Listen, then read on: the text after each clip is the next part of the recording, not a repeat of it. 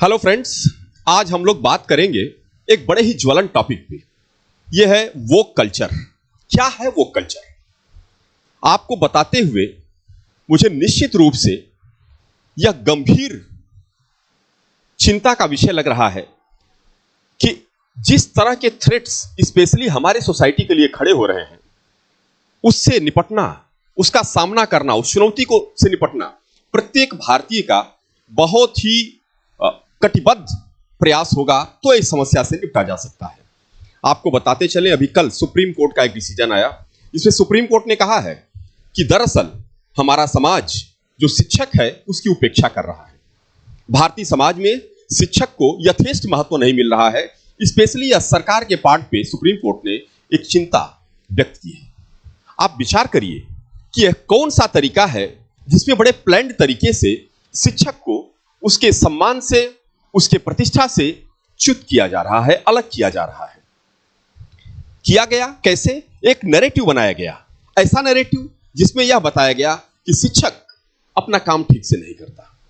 आप विचार करिए, अगर एक शिक्षक की गरिमा समाज में गिरेगी, उसकी प्रतिष्ठा गिरेगी, तो जिस राष्ट्र निर्माण की कल्पना हम करते हैं उसे कौन करेगा?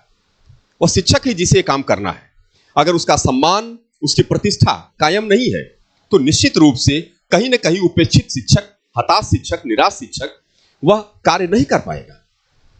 एक विचार करने की चीज है। आप जरा देखिए, विगत दिनों एक YouTube चैनल पे इस तरह का एक प्रस्तोता आया जिसे कोई इलाहाबादिया के नाम से, आई डोंट नो, बड़ा उसका एग्जैक्टली नेम मुझे नहीं आता है, कोई रणबीर इलाहाबादिया या रणधीर इलाहाबादिया है, जो एक ऐसे कंटेंट को लेके आया था जिस कंटेंट ने भूचाल सा बना दिया था।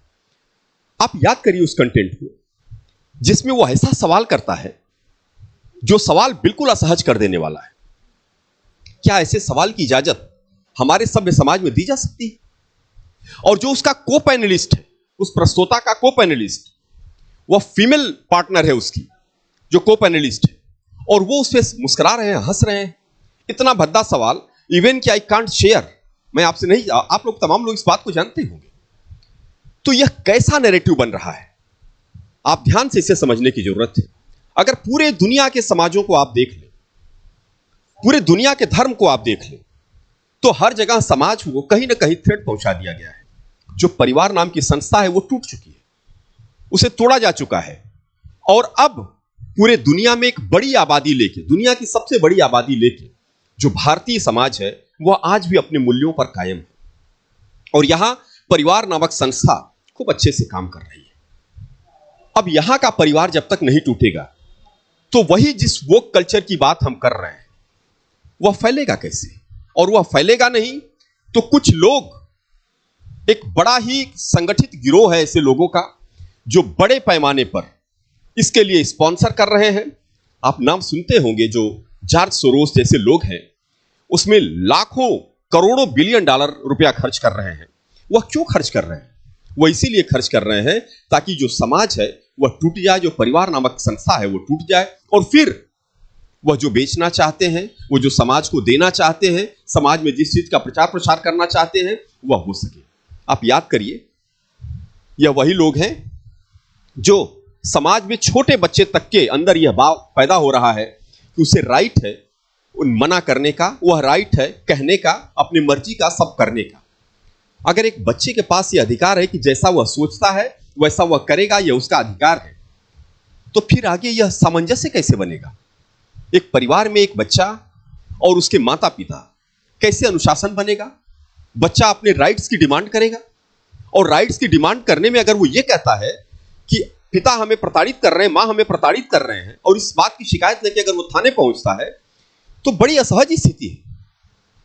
कौन सही है? बच्चा अपने डिमांड की राइट करता है, लीगली वो सही है, थानेदार उस पर एक्शन लेगा, लीगली वो सही है, और मां बाप किस प्लेटफॉर्म पे खड़े हो जाएंगे?